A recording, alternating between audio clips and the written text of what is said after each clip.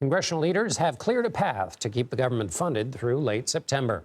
All they need now is the votes.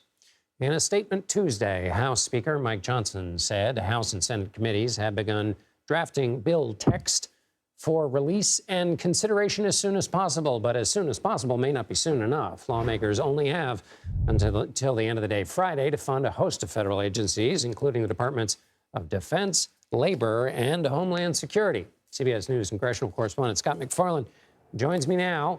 So, Scott, what is the likelihood Congress will actually pass a funding bill before that deadline? And if they do, what are they going to have to do to make that deadline? Yeah, it's exceptionally good. That's the prospect of them passing this by Friday midnight. Never doubt, never underestimate the allure of a 2-week spring break and congressmen and congresswomen who have tickets to fly somewhere else in America Monday morning.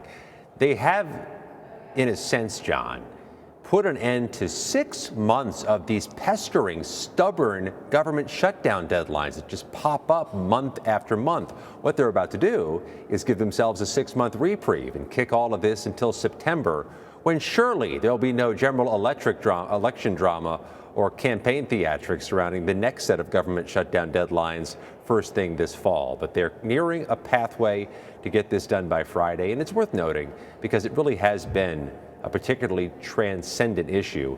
They're going to find a way to fund the Department of Homeland Security. That has been the background music to all these standoffs. What do you do about border security? How do you fund the agencies that deal with this migrant crisis? They seem to have a trajectory towards solving that issue, as well as funding those 7 other agencies on your screen, including the biggest user of taxpayer money, John, the U.S. Defense Department. How scratchy is it going to get, Scott, in terms of getting votes for the speaker?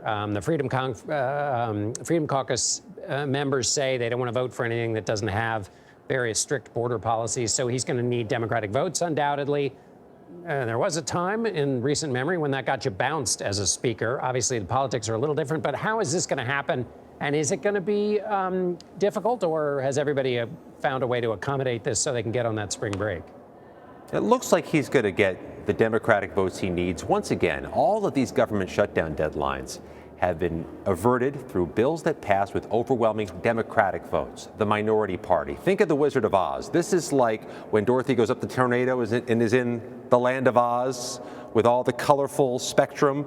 That's Congress right now. They have moved into a different universe where they do things outside the traditional rules. They forego traditional procedures because they can't work their majority to do things traditionally. So they are not in Kansas anymore. They're in the land of Oz, passing things through this fanciful, outside the traditional rules mechanism. But John, they're going to keep doing that seemingly through the end of this Congress. This majority is not going to get any more workable as we get closer to November. Scott MacFarlane in Oz and at Capitol Hill. Thank you so much, Scott.